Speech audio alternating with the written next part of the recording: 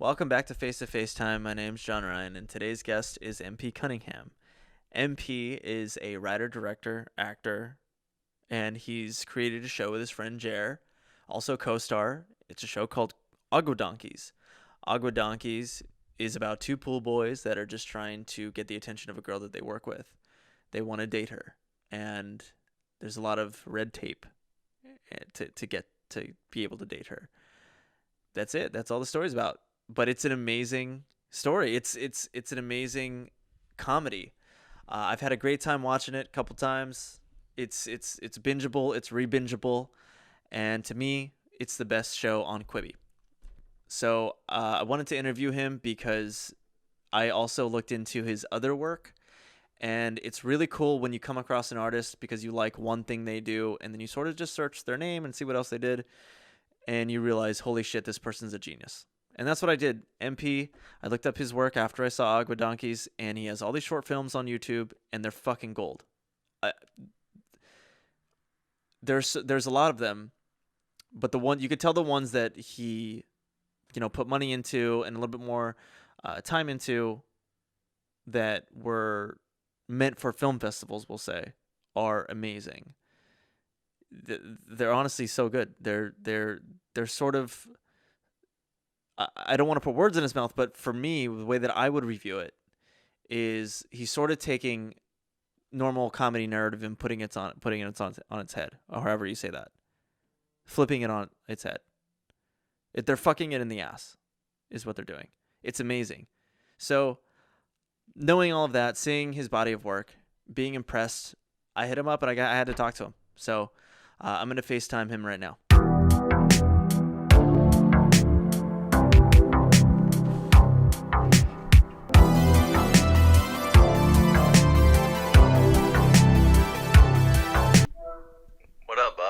What's up, man? How you doing?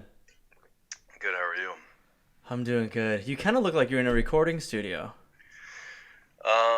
If you could see what I set up in here, you would be tripped out. Like, it's the opposite of it. I'm gonna send you a picture. I'm like using part of a desk, have like a stand in front of me with books stacked on top of each other. What do you got? What are you drinking? Sorry, is that gonna bum you out if I keep on drinking? No. I was about to crack this so I can drink with you. To a good chat. To a good chat, man. You got flat or sparkling? Flat, sparkling.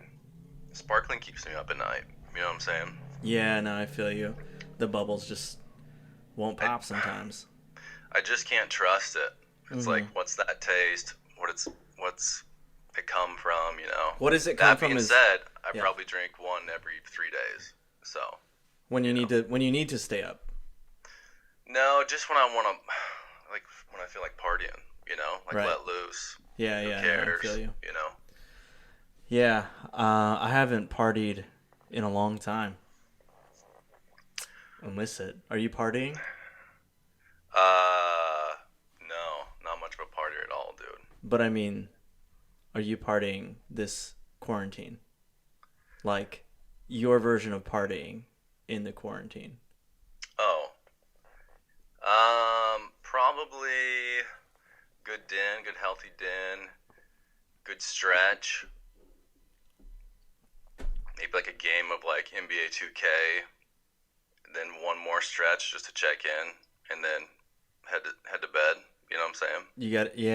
You got to check in. I mean, I'm sorry, I didn't realize I was talking to such a partier. Well, to each his own, you know what I'm saying? Yeah.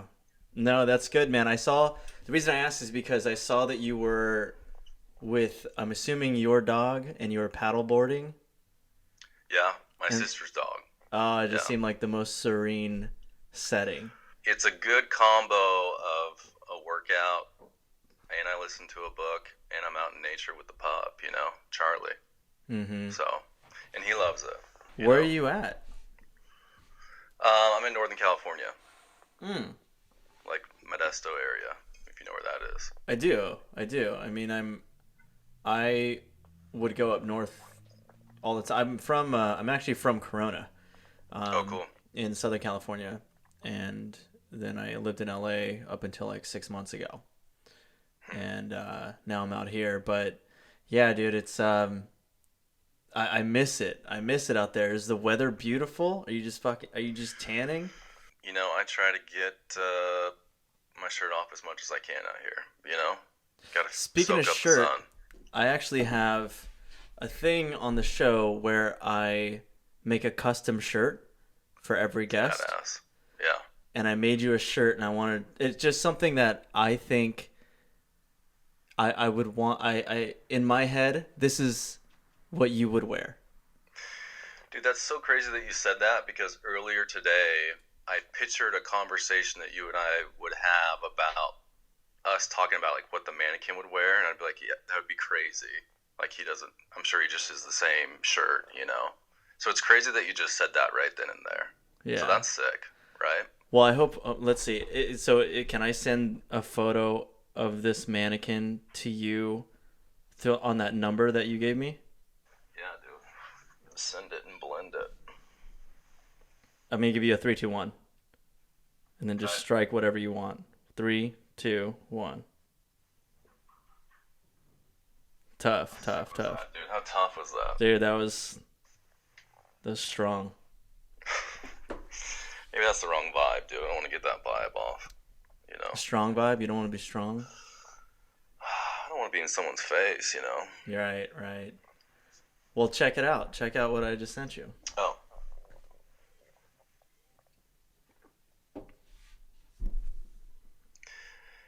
Oh. Yeah, that might be the wrong vibe, dude. I don't know. Maybe not. Just very questioning, dude. I'm just listening to what you're saying. What I love, the reason that this is going on right now, is because I've been watching so much Agua Donkeys. Whoa, dude. That's awesome. That to me, I couldn't think of a shirt that was better than no shirt for you. I think if people went outside, this whole thing would be better off. You know what I'm saying? Get some sun on your skin, get outside, heal that bod, you know? I've been depressed for like weeks, and then once the weather started getting better here, I started riding a bike. I got a bike and I started riding around, and I am 100% different now. I bet, dude. I feel amazing. Yeah, I'm like sunbeat. I'm a little warm, a little rosy from time to time. I feel so much better. Oh yeah, dude. I really do think. I know that there's like this silly thing that I guess Trump said about blasting people with rays of light, but what it is it comes down to vitamin D and the I guess the UI measurement of having like up to 5,000 milligrams a day or whatever, 5,000 UIs or something. Right. That comes from sunlight, and it's supposed to be, you know, just statistic wise, a lot of people who get it and aren't doing well are very deficient in vitamin D. Right. So I can see that being the case, man. I feel so much better since I've been in the sunlight. I'm much happier, and that's really all it's about, is just being happier, you know? I agree with you, dude. And I think it's about moving your body too. Like, I don't think people realize what kind of like cool machines they have, you know? Like their bods are crazy. Yeah, I had a therapist, and he was explaining the nervous system to me one time, and I wasn't understanding what he was saying, and he had to break it down very simply and go, our body is just a vehicle for our heads. That's all our body is. It's just a way to get this really intelligent thing from A to B in the world.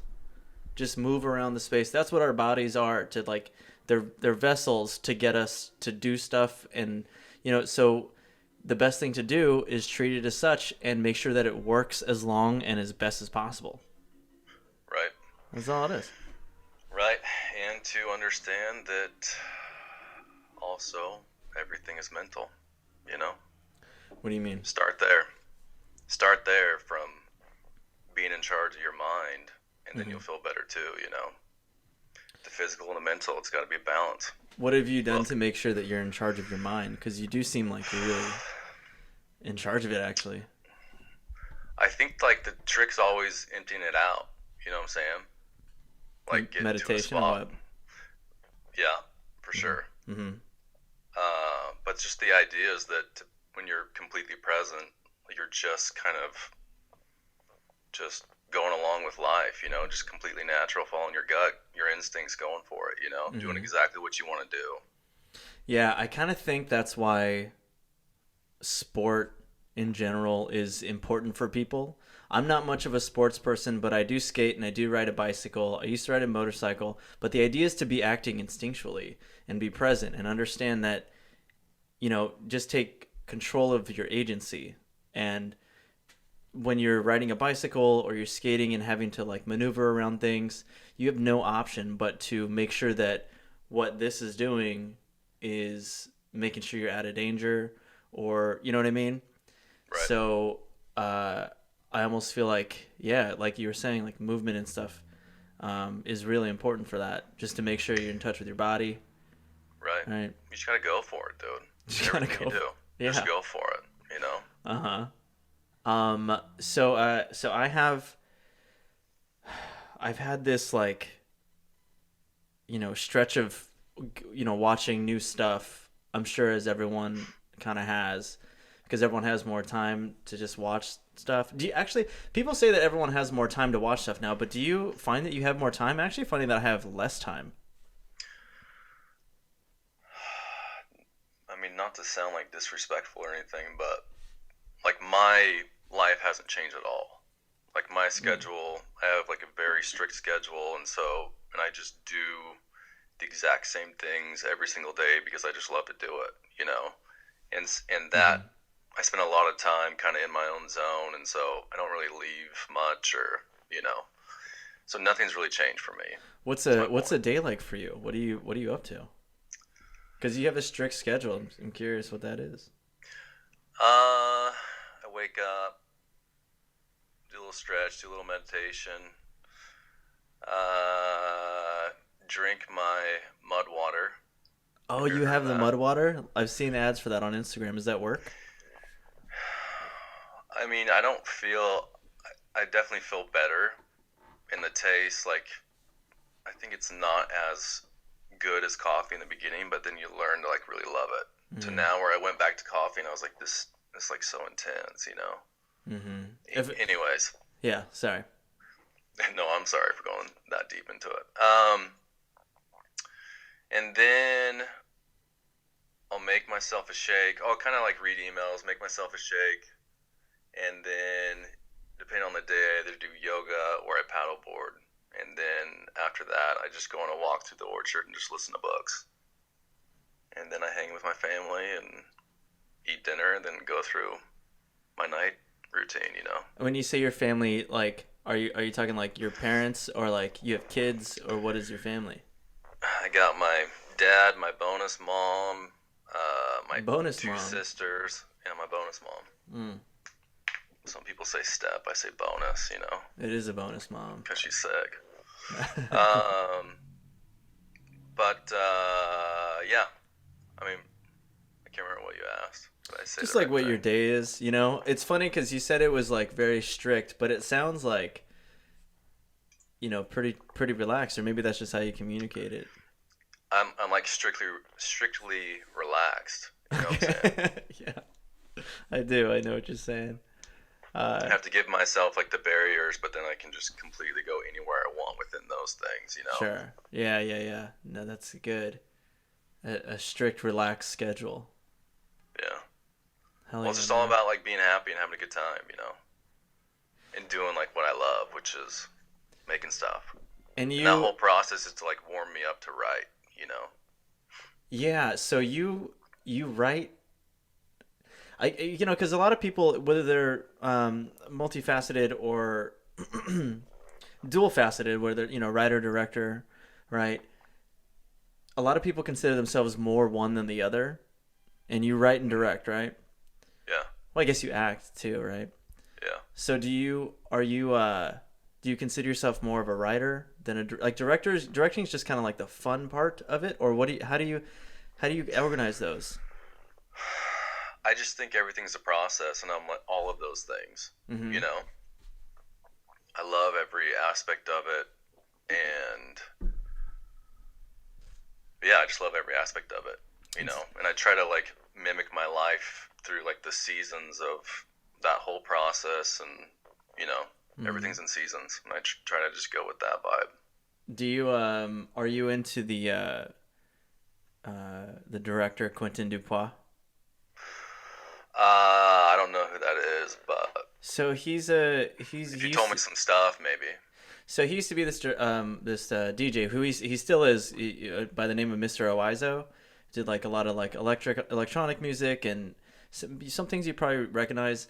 But he went into making films, and he does everything. He's the writer, the director, the DP, the editor. Um, and I went to a Q&A with him, and they asked him like, why do you do everything? Why don't you hire people to do stuff? And he was like, because I honestly like doing all of it. Like, it's just Yeah, really fun. Like, all of it is so fun to do. So why wouldn't I do it? And right. so the movies that he's made is he made this movie called Rubber. I don't know if you've heard of it, but it's like this. It's very bizarre sounding to pitch it, but it's like a rubber tire that goes through the town and like murders people. It sounds so Oh, I think I've silly. heard of it. I think I've heard of that. Yeah, it's good. It's actually a good movie. What's it called again? Rubber. Fair enough. Yeah, I think it's on Okay, Netflix. You can check it out. I think you would really dig it for cool. sure. But yeah, I mean, when I was there's a lot that reminded me too. Like, it seemed like your characters and his characters would somewhat live in the same world, you know. And I'm not really necessarily talking about Agua Donkeys, but I'm talking about your other work, like what was that short? Oh, for Clitaurus. So for listeners that and viewers that don't know, MP you wrote and directed that, right? And you were in it.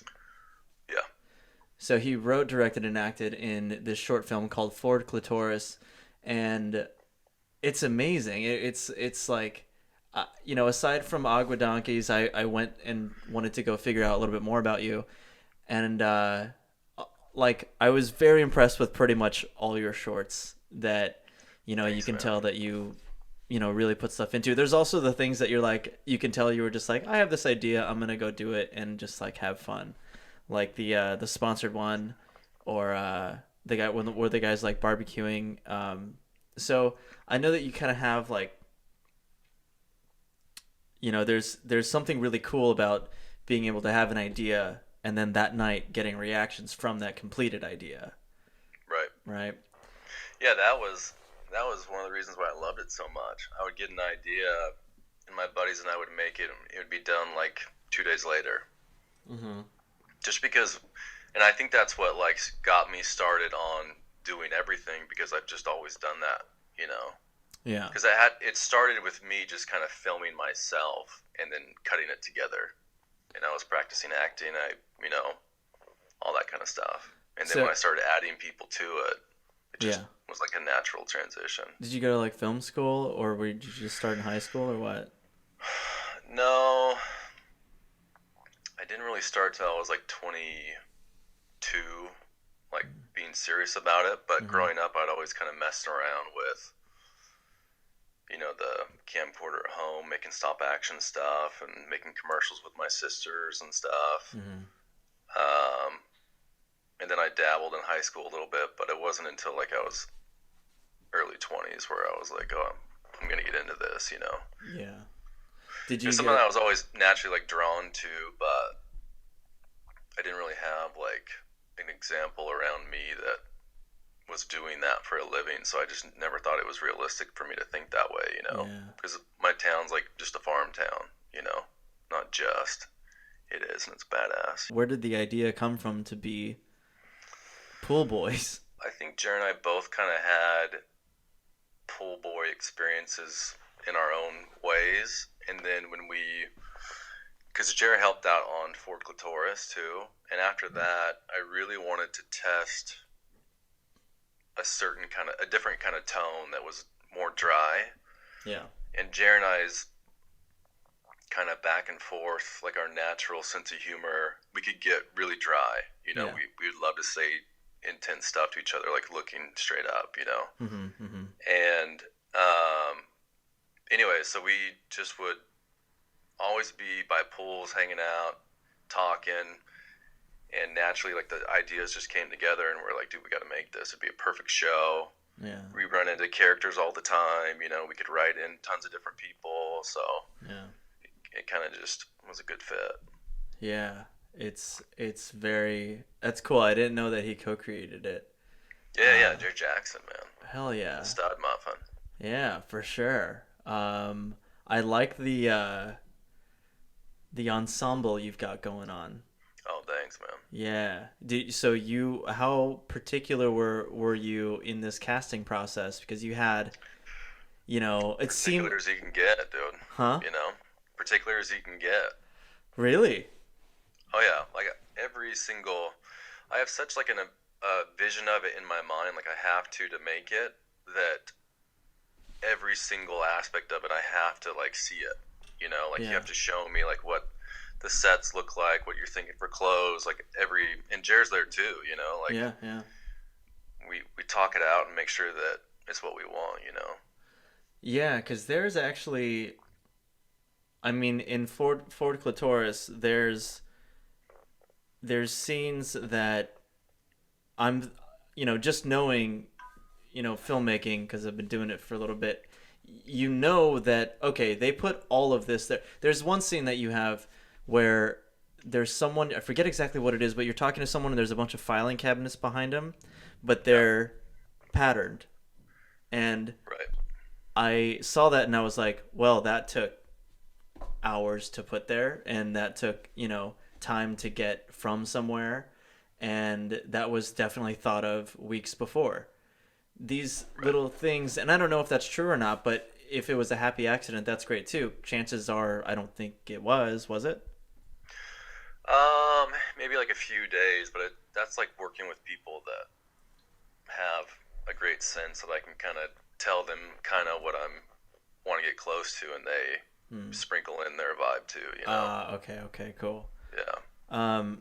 So I sort of strayed, but so as particular as you can get with the casting, so do you go through, because I happen to know that you actually have someone from previous work in there, and I'm not sure if it was filmed around the same time.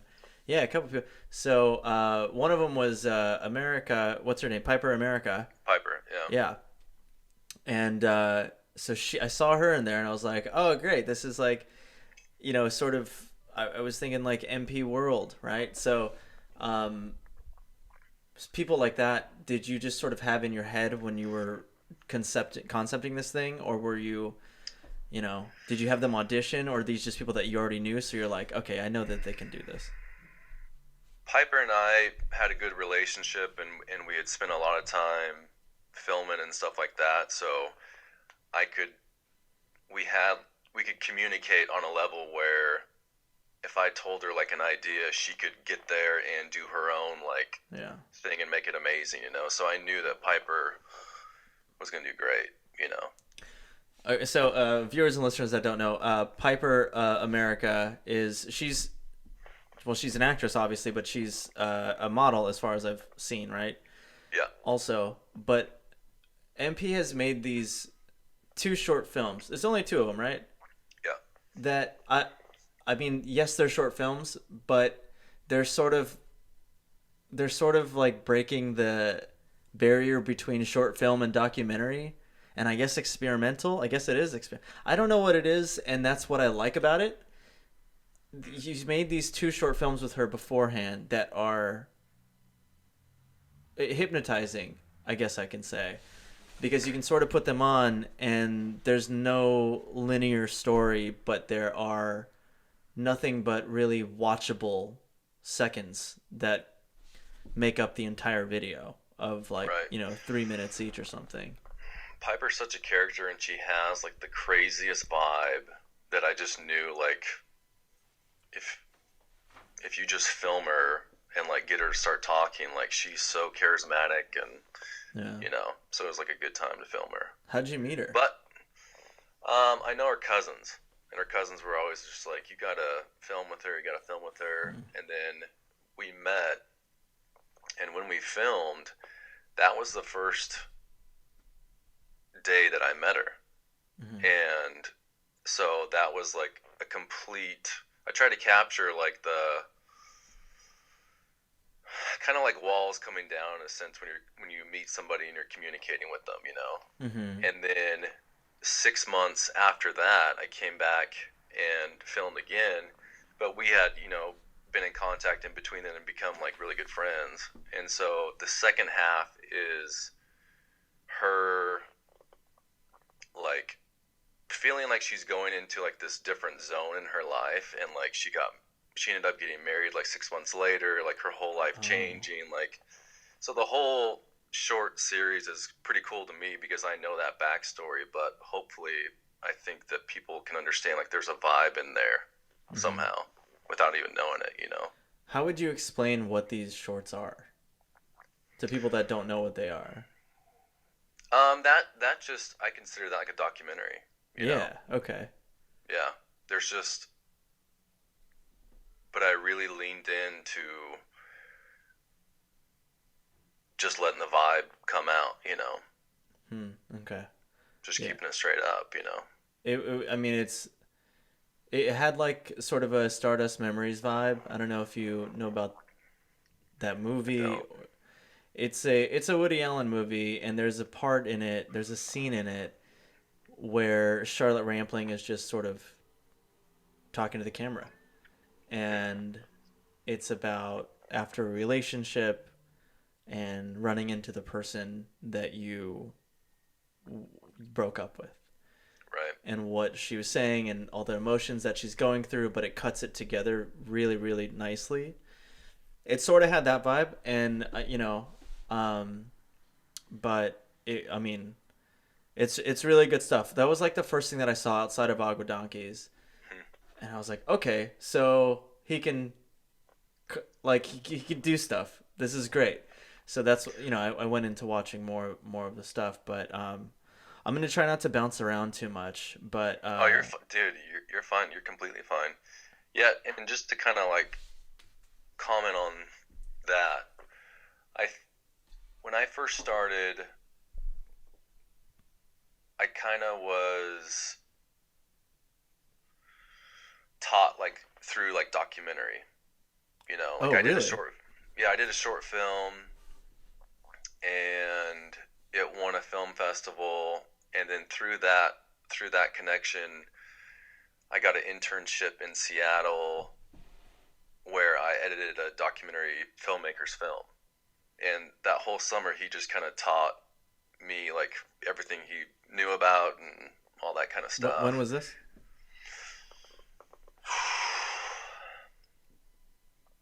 It's maybe like 13 years ago. Something like that. Shit. Okay. Yeah. So you were editing on like old. I had just started. I got an idea when I decided like I'm gonna take this seriously. I started just filming everything I could, like just me and my buddies, like always filming stuff. And then I was really into editing, and so I just wanted footage just to cut up so I can tell a story somehow, you know. And then after I won the film festival, then I did that internship, and so after that I was like, I want to make my own documentary. And so I filmed a group of homeless people for like 2 years after that. What? Yeah, it was so crazy. Like a couple people died. Like this chick slit her wrists, and I was filming. Like there's blood everywhere. Like fights all the time. Like crazy stuff. Dudes shooting up meth. You know. Oh my god. Okay. And I just was there, just like filming, because I was like, this is like the craziest stuff. Because I was so blown away, because I had never been around people that were dealing with intense stuff that gnarly. So the concept was to sort of just follow around these particular group of homeless people for 2 years and document their journey. Well, yeah, I had moved in next door to a house, and the dude that lived there used to be homeless, and so he invited all his homeless friends over, so it turned into like a homeless shelter in a sense, okay. and I lived next door. So I met all these people, Hmm. and they were like, "Dude, you should film us. We'll let you. We'll take you to these spots, you know." And I was like, "All right." And so I started filming, not even knowing what was going to happen, what I wanted to do with it. But then, as like maybe like a year into it, I started with a buddy, like to kind of form. It sounds like the all idea anyone with needs the to do story. is tell you to go, just go, hey, MP, you should film this. And then you go do it with Piper and then with the homeless people. I just think that you can get to a spot where you can connect with someone where, like, their vibe comes out. You know what I'm saying? And like Yeah. to capture, dude, my mic just busted. Oh, no, big enough. That's to prove to you how messed up this is. Very Cut. graceful though. You didn't flinch. You're good, dude. Oh, dude, that was so close. Keep that in for sure. Keep this all in, dude. This is all going in. We're good. No, people, they're gonna love this. Grab a drink. Grab a drink, everyone. I'm popping another LaCroix right now. You're good, man. I had to lefty loosey that bitch. All right. You can also just hold it if that's easier. I just want to relax and be locked in, you know. Yeah. Okay, I'm ready. I'm ready. You mentioned that you don't like party. I'm assuming in the traditional sense with like booze and drugs or anything like that. Did you because did you ever do that? You know, a lot of people decide to go away from it at one point, but you just don't seem like the type to do that. It just never sat well with me, you Yeah? know? Like, I just never felt good. And it's like, damn, I'm about to lose a day, you know? Mhm. So, Did you ever give it a shot? what? Did you ever give it a shot? Like, your high school or college or something, you're like, ah. No, because I never want to throw up, you know? Do you have a So- fear of throwing up? That's a pretty healthy one, you know? I had, in my life, my biggest fear in life was to throw up. I overcame it recently. I'm 32. Recently. Don't tell me overcame that, dude. That I overcame it? Yeah, I don't want to overcome it, you know? Why not? Because it seems like to overcome it, you'd have to barf. Yay or nay? Yay. But tell me about it, because I'm just like, you know what? Some days I wake up and I'm like, today's the day. Bring it on. I'm going to do it right now, you know? But you have control of your mind, so I can tell you this without you, losing it. Right? Let's hope. Let's hope. It was my biggest fear in life. I don't know exactly what it came from, but I would do everything I could. And I was a partier. I loved partying. I loved, drinking and everything, but it kept me at my limit. It also kept me to not like do drugs or, go too crazy with alcohol. And Right. so if I ever was sick at all, it just, let me rephrase this. Basically, I had made my entire life, I had built it around the fact that I did not want to throw up. Roller coasters, no way. Back seat in the car, never. Boats, anything that had to do with the dentist. I would avoid the dentist because sometimes they gag you, and even gagging, even brushing my teeth back there, I couldn't do. I just stayed away from all of it for so long. So then I turned 28, and for some fucking reason, my body wakes up every morning and just wants to gag for no reason. Whoa. And I had no idea what it was ever. I tried to change my diet. I tried to change my sleep pattern. I tried exercising more. I tried everything that I could think of. And for about 1 year, I faced my biggest fear every day. I don't know why. My brain and body, I think my brain, maybe after so many years of suppressing this, natural reaction that the gag reflex, randomly was like, you're going to face this now. You need to get over this. And yeah, so it got to the point where I was just Yeah, I was just giving into it to the point where now it's like if I ever feel that or I ever feel sick or anything, I'm kind of a pro now. So wait, so have you thrown up? Oh yeah, Okay. yeah. It became a problem for a while, but I'm all good now. You know, a problem in the sense that like I'd be driving and I'd be like I couldn't pull over, so I just like throw up on my lap. Like, Whoa. yeah, dude, it was bad. And like I put myself on drugs on like Xanax because they uh, it's a whole weird thing. I'm saying all I'm the only reason I wanted to tell you is that if for any reason you needed to ever come over it, I'm on the other side of the bridge, and I'm here to tell you that there is another side to it.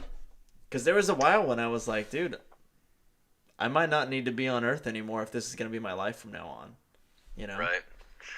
I don't know if mine's that bad. And that being said, like I'm open to throwing up. I know that I can't control it. If my body like wants to throw up, it's gonna throw up. Mm-hmm. Like if something needs to come out, it'll come out. Yeah. So I'm just like watching the clock, like when's it gonna be? So, When was the trying to last have a time? good time in the meantime. When was the last time you threw up? When I was like 4. No. Yeah. And then when that happened, I was like, never again. I'm good. I'm good. I'm good. So. Wow. Good on you, man. That's amazing. Yeah, I don't know. It is what it is. It's a good streak to keep up, for sure. Well, don't put too much pressure on me, dude. Someone's gonna spike my drink or something. Sorry. I guess I just wanted to celebrate it for a second. Next time I'm partying, they're gonna spike my drink. Yeah, next time with the red cup. Well, that being said, I do like to have a glass of wine with my dad. Like, that's nice. He likes a good glass of wine, so yeah, it's a good time. That's good. But I never feel good after, so it's like I don't do it all that often. Like you feel hungover or something? I just don't think like your body likes alcohol, At least my body doesn't. My body doesn't. Yeah, maybe your blood type's not the right blood type. I don't even know if that's something. I think I just made it up. Well, either way, I'm going with it. Mm-hmm. It's a good one. That's what I say about weed. Because I can't really smoke weed or ingest it in any way. My body does not like it. I've never had a good time. Everyone's always says, well, you got to get this one. Or the whatever, get whatever. They try to suggest different things. None of it does what is being advertised to me. Some people just aren't cut out for that lifestyle, Blood type, man. All right, so I want to get in a little bit into Ford Clitaurus. When did that come out? Like 6 months ago? No. Long time ago. Like 2017, maybe? Oh, okay. All right, I think it's something else then. I loved that short a lot. How would you explain what it is to people that don't know what it is? I mean, I can just explain why I made it, Sure, I don't know how it's going to come off, really. I know that I had to make a short film to get some eyeballs on it, like to hopefully get it into film festivals and just get a chance. And so, but like part of me was like, I just hated the idea of trying to like follow the natural like story arc, like of, how to write a script and blah, blah, blah. Mm-hmm. And so in my mind, I was like, I don't have to do that. Yeah, you obliterated that with this short. This is so not traditional. It just was like okay, if I set it up as like Monday, Tuesday, Wednesday, then there's your story. Like there's like the outline, like, it's days in a row, And so I just put like, 3 or 4, how many ever scenes in it. And I just completely let my mind go wherever it was going to go. Mm-hmm. And the whole idea was that I could mess with momentum enough where you wouldn't feel like it's a bad thing, you know. Yeah, yeah, you're really good You're at used that. to a natural like story arc, you know. Right, right. There's a hopefully without giving anything away, because I really want people to see this, and actually just to get this little soundbite here. If you haven't seen this short film, I'm gonna link it here, so you can watch it. Please check it out. Come back to the interview so you can hear him talk about it. So with Ford Clitaurus, there's a scene in there where you guys are like, I mean, there's no, again with the story structure, you will be able to answer this better than I will, but seemingly there's no reason for this scene. It's just a really interesting scene. You know who actually also does this is a lot of good filmmakers, but that I noticed this in a lot is the Coen brothers. They start everything with just an interesting frame. Right away, boom, it's interesting. You don't even know what's going on yet, but it's interesting. And then you realize that it ties into the story because that's just how they decided to film this thing over here, except for the obvious smash into a conversation randomly at this location, and now you have to catch up, you know? So you did something similar. There's a scene in a convenience store where you're dancing, and so what's the other guy's name? Wait, not me. Bryce is dancing. Bryce and Taylor are dancing. Oh, wait. Oh, you're talking about the scene where we're all dancing. Yes. Okay. Sorry. And then yeah, Bryce and Taylor. Bryce Van Leuven and Taylor Young. Okay. Are the other actors in there. And then you stop them. Why do you stop them? Right. I stop them because I'm dang sure that Bryce has a bone dog, you know? Right. And then the scene after, to me, because he walks away seeming... That's crazy that you picked this up. Okay, keep going. Because he has a... You know, it's clear that he is walking away with a boner. You can see him from behind. Right? And as he's walking away, you're like, okay, he has one, I'm pretty sure. But you have this rhythm already set up where it's like, once you see something happen and you're ready for the next thing of payoff, you cut to something interesting again that doesn't completely give you the answer, but it does. It gives you enough of the answer. So what it cuts to after that is they're backlit with green smoke. They're backlit with a green light, and there's like smoke around them, and there's who is it? Is it them two? And they're it's me and Taylor. It's you and Taylor. Yeah. Okay, so what is that? Because to me, it was like it was some sort of payoff to his boner, and I wasn't sure if I interpreted it right. You know, I don't know how deep I want to go into it. You know, it is what it is. But it was kind of to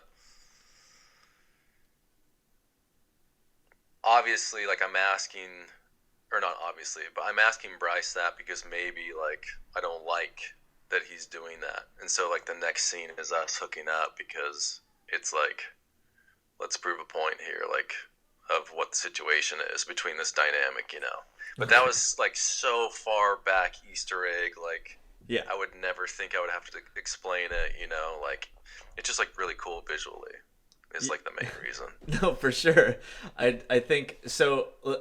Just for me in my head, because I like watching things and trying to figure out what they mean, right? Just trying to get through your head in the way through your work is so to prove his friendship that he doesn't have an attraction to the girl. What's her name again? Taylor? Taylor, yeah.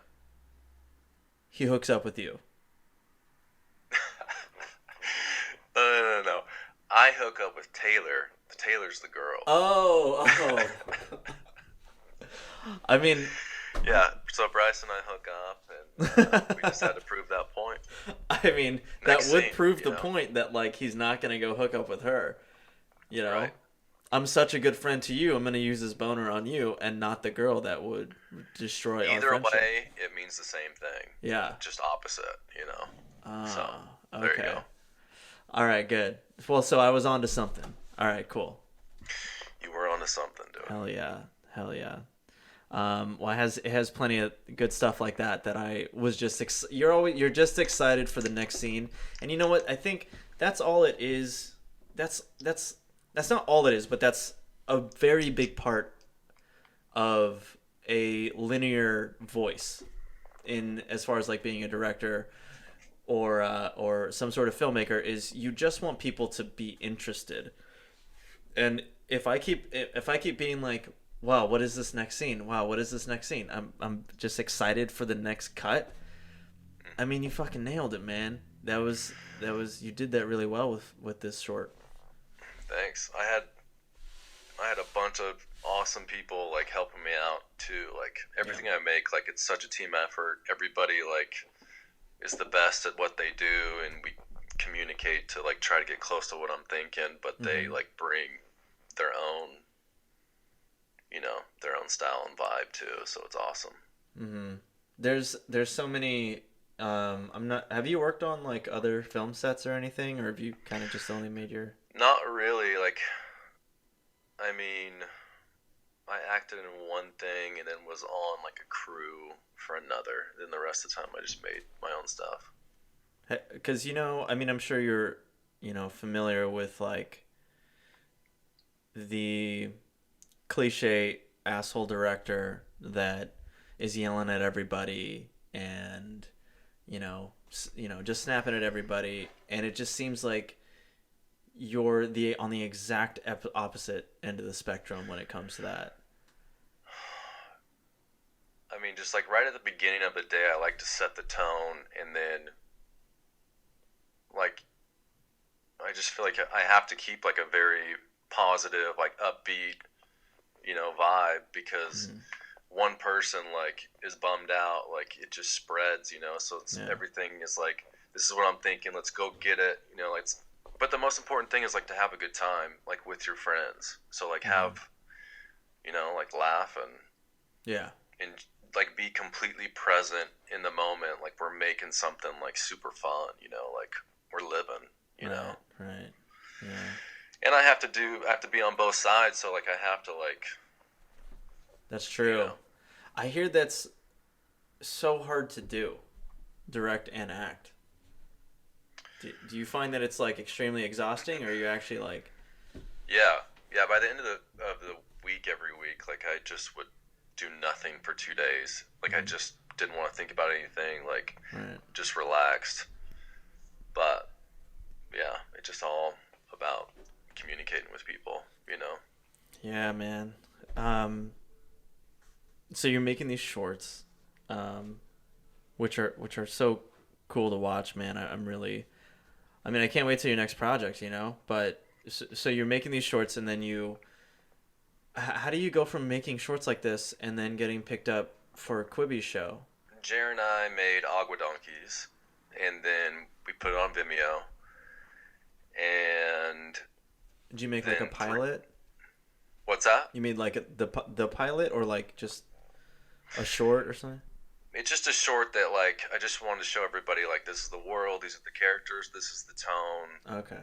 Like endless opportunities, because we could just run into different houses, different characters, Right. And with like somewhat of a story arc of what the whole overall joke is with Agua Donkeys. Like we like Jackie so much, we're trying to get her fired because there's a no dating policy at our company. Right. And then 3 Arts contacted me when they saw the short, and then they repped me, and then set me up with Funny or Die, and Funny or Die and I got along really well. Joe Farrell and Mike Farrah are so like the coolest dudes ever. And so we just vibed, and they were like, you do your thing, like let's just let you and Jared go and see what happens. And then we pitched to a bunch of people, and Quibi was the one that offered us a full season. And so we're just like, let's do it. And we had no idea what Quibi was, or what it was gonna turn into. Yeah, actually, as how do you feel about it as a director, that you can watch it both aspect ratios? Because that's like incredibly important to a lot of directors, is seeing it the intended aspect ratio. I was super against it. Not against it. I was kind of bummed about it in the beginning. Yeah. And because I love wide shots. Like, that's my whole thing, you know. And after... Do you know the science behind that? No. I mean, just that it's like your own vision, right? Yes. It's because we look this way. We never really do that. Right. We naturally scan like this because we're predators. So all day we're looking like this. We're looking at, 258, 285 scope, Anyway, that's like why it feels good. And I agree. I mean, makes sense to me. Yeah. I'm not drinking a Dasani water. Right. This is not a Dasani water. I put drops in it, minerals. What was the question? The aspect ratio in Quibi. Right. So I was against it, and when we started editing the verticals, I was like, holy shit, like, this is super cool. Like, there were some shots that I liked the vertical better than the wide. Mm-hmm. But you think about that even when you're shot listing, right? Not so much shot listing, but then when you get to the location and you're trying to like lay out the shot, you're like, get a little bit closer together because we got to get the vertical too, And so it was trying to like be completely fluid and work with like the settings to be like, okay, how are we gonna get a beautiful wide and be able to get the vertical too, all in one shot, which Trevor Owsley killed it because DP, it looks great. Yeah. It does look great. I even tested it because I was like, in my head, I'm like, okay, I'm gonna watch a show every time I would put on Agua Donkeys, and I always have it, landscape, and then, but I would sometimes test it. I'd be like, how does this look? Because I know that every moment in the show, it has a vertical also. And yeah, you guys nailed it, man. Every time I was sort of like challenged it, we'll say, and like went vertical, it was like, oh, okay, that actually makes a lot of sense. That's great. Yeah, it's I think it's cool. And then like at the end of the day, I just think it's like it's just something different. And I think that like with anything, someone's gonna master it, and it's gonna be a whole experience, Yeah. And so I kind of saw that like with the vertical now, so I think it's cool. I think it's just like if we had a little bit more time to really get into vertical, I think it just would be, if you like the show, watch it a different way, and you get like a different vibe. That's kind of cool. Oh, you know who I know is that produces the show is Courtney. Dude, she produced the heck out of our show. She's an amazing producer. I've only ever been in pre-pro with her in something because we were about to make something together one time, but I mean, I've just had several conversations with her. She's amazing. She's so cool. She's awesome when she doesn't run her mouth. You know what I'm saying? No, she's the best. She's gonna kick your ass. She talked a big game to me every single day on set. Yeah. What do you mean? Just threatening me with stuff. Like if you don't make it funny, then it's your ass. Oh, so she's with a knife. She's like, make it funny. She didn't even need a knife, dude. Mental knife. Mm-hmm. Sorry, that's what I meant. Every day. Yeah. Anyways, she's great. She's awesome, dude. What's the budget on like this season? Can you get into that? Do they? I don't know if I can, so I'm not gonna try. Okay, well, I have an idea. I have an alternative. Can you tell me what you could buy for one episode's budget? Can you buy a Ford Clitaurus with one episode? I mean, it was Quibi, so it wasn't backyard wrestling. Right. I think that actually said, I think that would be a good show on Quibi. Yeah. Definitely. But It was the biggest. This is a good way to answer it. It was the biggest budget I've ever dealt with. So for me, it was like, within means, let's dream up anywhere we want to go. Because before there was always like a super super small budget to it or free, you know. Right. Yeah, so, I mean, that's the show. Also, a lot of it's a conscious choice. Is everything on sticks? Did I miss anything, or was it's all sticks, right? Yeah, I like to be able to have like the viewer completely drink in everything, and if there's movement, you kind of like see different like angles of things and stuff. But if it's just there, it's like you can really drink in stuff, you know. Especially with like a dry tone, I think like you can lock in a little bit more. For viewers or listeners that don't know, sticks means on a tripod, which means the camera's not moving at all. But yeah, I totally agree that it fits the dry vibe, you know, and you're right, it lets you absorb the lack of moisture in the air between the characters, for sure. I mean, I'm a big fan of dry humor, and actually, do you have like any influences that you were like into growing up? I know you said documentaries, but there has to be some sort of like narrative that you're into. You're too good at narrative for me to believe that you don't have any narrative influences. I mean, not that I'm like, oh, it's because his narrative that I like it, you know. I just like grew up with like Goonies, you know, like just that whole adventure story and like the hero's journey type of vibe, you know.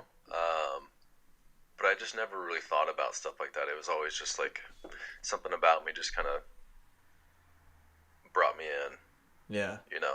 Yeah. And with writing, it's just like I just have done it for a while now, and things kind of, you know, I'm always cutting the fat after everything I make, you know. So I get like more of my tone. Even as simple as like a Christopher Guest movie or like... right. Yeah. I thought his stuff was awesome. Yeah, you know? Yeah. Or even like Wes Anderson, like as simple as that. Wes Anderson for sure. Yeah. Okay. Wes Anderson.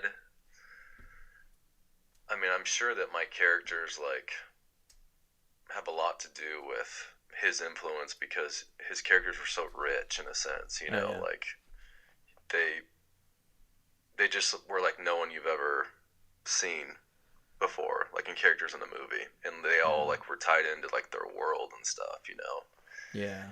So I don't know, but I think a lot of it is my documentary background too, where it's usually a lot of people that I meet in life where I see a certain side of them and I'm like, holy shit, that's funny, you know. So I try to bring that out. Like that's why I use like my friends as characters. I'm gonna just plug in the iPad. It just gave me a 10% warning. And I'm only going to keep you for like another 15 minutes if that's cool. Yeah, whatever you want, dude. Okay, one sec. I feel like I'm going off on tangents, though. Nah, that's why I edit this. Cause, so you're saying I did go off on tangents? Well, no, I'm saying people naturally go off on tangents, and I think that's kind of like... I personally love conversations like that, but a mass audience... will check out if they can't follow, and unfortunately that's just, you know, that's just the way it goes, man. But just the way it goes, dude. But yeah, I mean, so that's what I was gonna say. So you and Jer have created what I think are very iconic characters, and iconic in the sense that, like, if someone was dressed up like them, you would know, like for Halloween, if they were dressed up like you guys, you would know who they are right away. As simple as like, I mean, I know it's just you, but it's like your hair and no shirt, or you know what I mean, with the blue jeans, right? Or the blue trunks, but also with his headband. I'm just curious about the choice of the headband. Where did that come from? Jer's in charge of his character, like Jared just brings what he brings, you know, and whatever he says, I'm like, I think it looks great. And he's like, I gotta get this headband, man. Oh yeah, I mean he wears that in real life. Oh really? Yeah, I mean not that same one, but yeah, he has different styles. Oh, so he totally just brought his vibe. Same with you. Depending on the vibe, depending on like the surroundings, you know. Nice. That's, I mean, you know what's great about your story too is that you have this very simple. There are very simple things to go after in a narrative, and you know they can be survival, it can be glory. One of the other things is love, and as simple as that, every episode is it's pining for this girl's attention. Right. But what's beautiful about it, and something that you brought to it, was that it's you and your best friend pining for this girl's attention, and you guys both not realizing that at one point one of you guys is gonna have to like ditch the other, or like, you know what I mean? She's gonna have to choose one of you guys. She can't be with both of you, but you guys are helping each other both get to her. Well, and the thing is, like, we're best friends, and we know that if the other one gets like to date her, that like if it was Jer, like we wouldn't drop our friendship. So like we're dating her together in a sense, you know, because I always get to be around her, you know. So that's why we're just like, yeah, if my boy gets her, he gets her. Respect, you know. Oh wow, that's so cool. True friendship, dude. I mean, that's the whole, not to get too into it and ruin everything, but that's the whole joke. Like the first scene when I say like my buddy's not gay either, you know, like the joke is like the whole thing is a love story between Jer and I, you know. Oh shit. Oh my god, I guess it is, huh? Yeah, no one would know that though. No, that's great. That's really good. When you're writing something, are you thinking like, yeah, you know, because there's different ways that ideas can like come to people, right? And sometimes it's just like that, like everything is fleshed out in your head, boom, right away. Or there's like something that you build and write and write and write and write and write, and then finally you understand what you've been writing this entire time, and it just hits you at the end when you're finishing up a project, not filming it, but like writing it, you know? Right. Is something like that what you just said, how you go into writing a project like this? Or is that something you realize like midway through? I think sometimes like I go into it, or Jer will have an idea of like this could be like, I mean, I always try to tie in jokes that hit every like 2 or 3 episodes, like reoccurring things, like to tie jokes back in. Mm-hmm. And so I think like when Jer and I are on a vibe and we're writing this stuff, like things will naturally work out perfectly because like it's all the same vibe, you know, like it's the same tone, you know. So I guess it's like 50-50 as far as like sometimes like we're all for it, or you know, sometimes it just ends up that way. And you didn't take any like acting classes or anything? Like you didn't go like I went to the New York Film Academy. Oh, okay. For like a week. And then they did like their comedy section, and then it was over, and then they started doing like dramatic stuff, and I was like, I think I'm good, you know, like I just wanted to see. I had never been trained before, and I just kind of wanted to see like how I fared with people. Mm-hmm. And I mean, don't get me wrong, like it was really cool and it taught me a lot of stuff, but it was more of like me seeing like, oh, it's just about like not giving a shit in a sense, you know, like everything is, you just seize up when you care about like doing something wrong, you know. So I was like, if Jer and I just act like we normally act, like we're chilling, you know. Right. So there's no stress to it. I mean, it to me it's like, you know, as a director myself, there's still there's so much of my voice I'm still finding. I'm pretty sure I know what it is, but you know, it's really cool to see. I feel like do you feel like you've completely found your voice, right? Like if you make something, you're pretty damn certain of how you're gonna do it, right? Yeah, I mean, I'm as good as I am today, and I Mm. just feel like every day, like it's fine tuning, Yeah, and so the yeah. next thing I make is gonna be the best, and the next thing after that is gonna be better than that, like not even necessarily better, but just like refined in a sense, because it's just like the same like cycle of like pushing the boulder up the hill and letting it go back down and pushing it back up.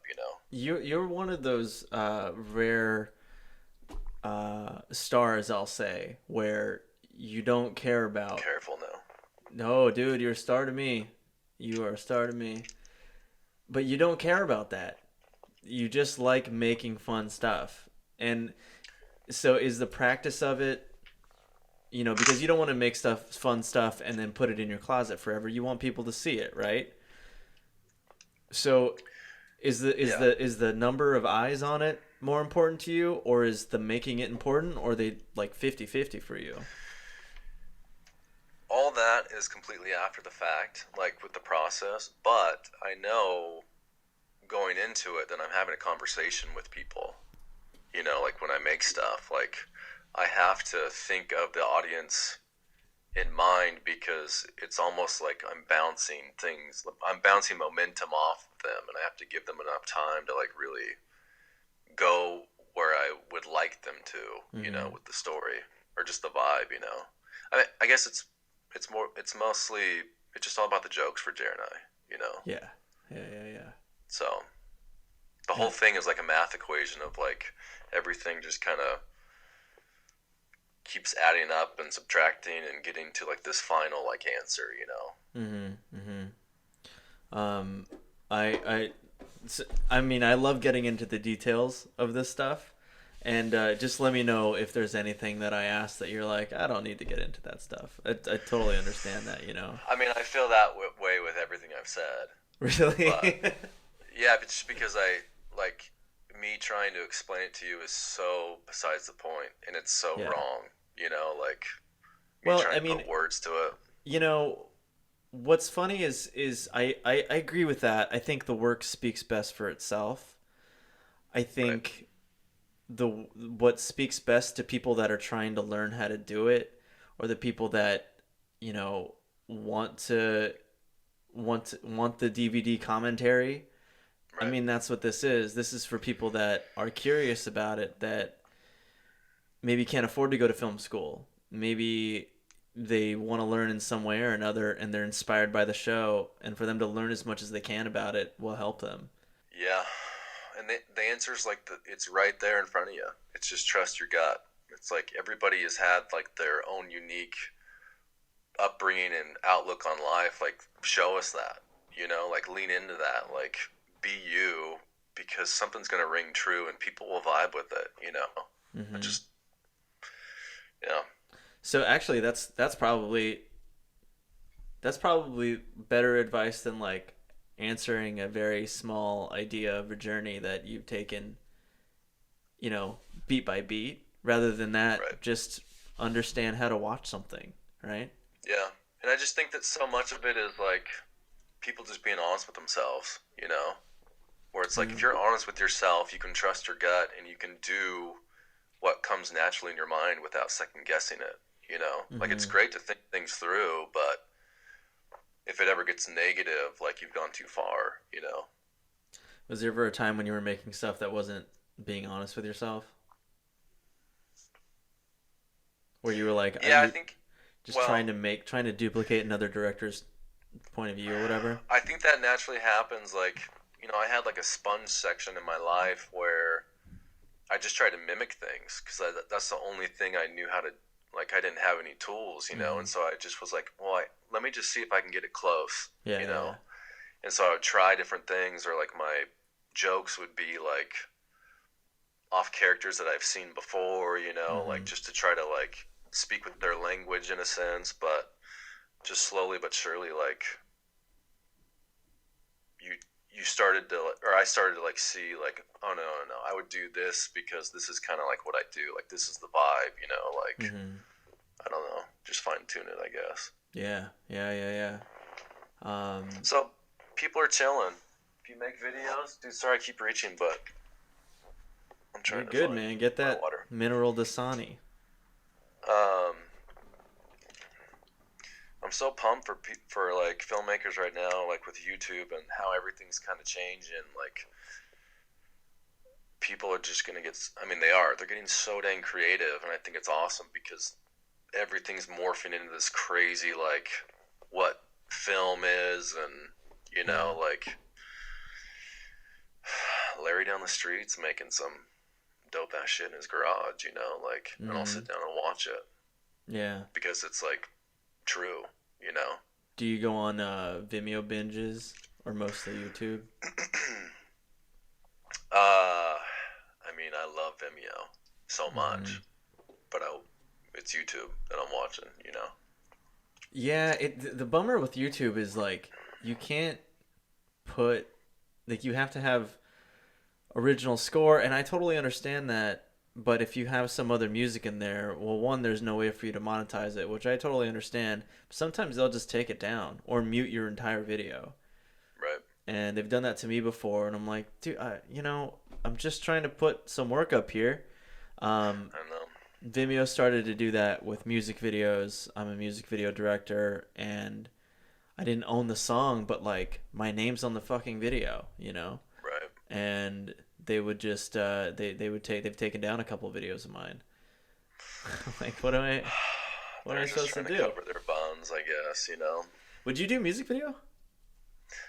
Yeah. Yeah. Yeah. Like, I mean, I've messed around with stuff through the years, Right. But yeah, I'd love to try to tell a story in a funny way without words or dialogue, in a sense, Like Yeah. maybe you couldn't hear them talking; it'd just be music, So Right. I'd like to play with that visual. Oh yeah, yeah. Another like some sort of like widening of a skill set, Yeah. And you have no interest in like moving to LA or anything like that. Like, there's no reason for it, huh? I think it'd be cool. I mean, I've spent like a good amount of time in LA, just like with meetings and stuff, and I like it. So I'd spend like a few weeks and stuff in LA, but I would just like to get into my routine, like somewhere where I can have some space, Right, right. But LA's cool. I just don't know if I can live there all the time. Yeah, yeah. It's just go back. You can always go back. I mean, you live what, 4 hours away? Yeah. Yeah. Yeah, and like I don't. If I film something, it's gonna be in Utah, and so like I just have to be there to. Why in Utah? I've shot there for so long, and I love like the scenery, and Utah Film Commission's awesome. We're buds, like Oh, just like to support them. They're great. that's cool. But visually, it's so crazy. I mean, have you been to Southern Utah? I don't know. I went to Sundance. Like St. George? And St. George is so sick. yeah. Yeah. I mean, I know it's beautiful out there. I drove through it to go to Sundance one year, and it was amazing. It was a very beautiful town, or a very beautiful state. Yeah. From what I saw. Yeah, and I love to shoot there because every shot you get outside, like there's a good chance you're gonna catch a mountain. Like it's so cool. Yeah. So I love to shoot there. That's, dude, you are so just marching to the beat of your own drum, like, because normally people are like, oh, I would shoot whatever, but your thing is, well, I would shoot in Utah, so there's no reason for me to be in LA. I mean, Right. it's cool, man. It's really cool because so often you see some sort of short and you're like, oh, that's in LA. I know exactly where that is. But it takes you out of the story because now you're thinking about that time that you saw it one time instead of this unique world that, similar to what you and Jared created in Utah, where it's just like, yeah, you don't know, people don't know where it is. Like most viewers don't know where that is. So they have to create for themselves their own feeling about what they're seeing. It's great. Yeah, I don't like to mess with like time periods or anything. Like I want it to be like you've never seen this place, you've never seen these people, you don't know what time period it is. Like to really get like this is its own world, you know. So I don't really try to show like super new technology or super new cars, you know, like stuff that they wear is kind of like it could be multiple things, you know. And you could sort of stay away from cell phones too, I see. Yeah, there's a cell phone in Fort Clitaurus, but yeah, I try to stay away from all that kind of stuff. And I like talk about stuff like that, you know. The phone in Fort Clitaurus though is like a flip phone, isn't it? Maybe one of them. I feel like the one where Bryce is getting him to say cheese, it's an iPhone. Oh, that's right. That's right. Which I don't know why I did that, but it is what it is. Could have been an actual camera. Yeah. Yeah. But yeah, Bryce is.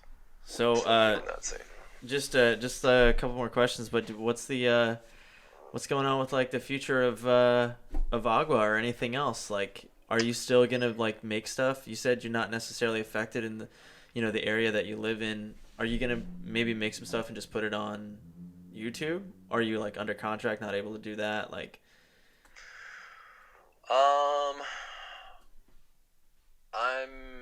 I'm just kind of gearing up to see what happens. Like, either we're gonna get a second season of Agua Donkeys, or we're gonna get another opportunity to do something else, or to make a movie. I'm just trying to kind of waiting to see like who's gonna make the first move and see if weigh it out to see like if we want to do it, you know. Oh, dude, I saw today. I mean, this show is the only show that anyone that I know that's watching Quibi is talking about. This isn't like no one's talking about the game or the Chrissy Teigen show or the punk show. Like, no, you know what I mean? Everyone's talking about Quibi. I'm sorry, about Agua Donkeys. It's I mean, I'm excited to see where Quibi wants to take it. I would sign up for any version of more, whatever that means to them. But appreciate that. Thanks. Yeah, man. Yeah, it's an amazing thing that you and Jared have created there. So oh, and I also just saw today that the Barracks posted your thing. Yeah, Steve Barrett reached out to me and said, you know, that he loved Agua Donkeys, and he's just been like, hell yeah, so pumped on it, and just being so cool, posting our stuff. Yeah, that's awesome, man. Yeah, he's a cool dude. Yeah. Did you grow up skating at all? When I was like in junior high, we were all into skateboarding, and then like in high school, I just kind of focused on sports. But there was a time where my ceiling was like all Thrasher magazine cutouts. Oh hell! So I was really into Chad Muska growing up. Yeah, same. Did you have the board, the silhouette? Yeah. Oh yeah, and Fulfill the Dream was like a weekly watch. Yeah. Yeah. Just his whole vibe was so sick, and like. It's still sick. Do you follow him on Instagram? Dude, I hadn't seen him in the longest time, and then I just watched an interview, and I just was like, he turned into like this Zen master. Yeah. Like, he's like such a cool dude, you know. Did you see, he has a episode on Vice. I think it's the Epically Latered episode. Yeah, I just watched that. Yeah, that's good. And he goes back to that tree that he would sleep under in Venice. Dude, that's a good episode. The Muska, man. He's the dude, man. Now he's a Zen warrior, dude. Yeah. Well, MP, where can everyone find you? Don't look too hard, first of all. But just type in my name and see what happens, I guess. You know? Yeah. Let them find their own way, you know? And his name is MP Cunningham. Oh, there you go. You might need the whole name. I don't know what will come up with MP.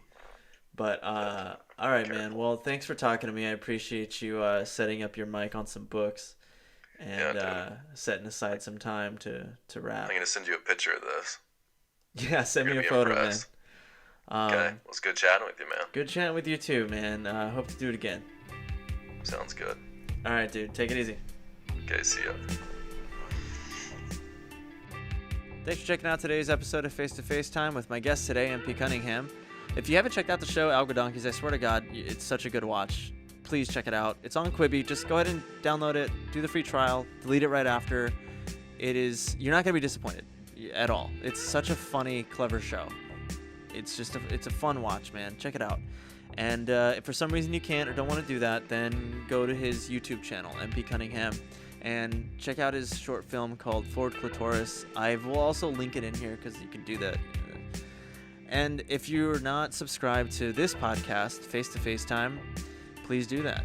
Apple Podcasts, Google, anywhere you get podcasts, the audio versions. If you want the video version, search Face to Facetime on the YouTube channel. Is that even how you say that? Do I sound 58 years old by saying that? Maybe I am. I love you guys. I love you so much. I love you. My name is John Ryan. I love you. Bye. I love you.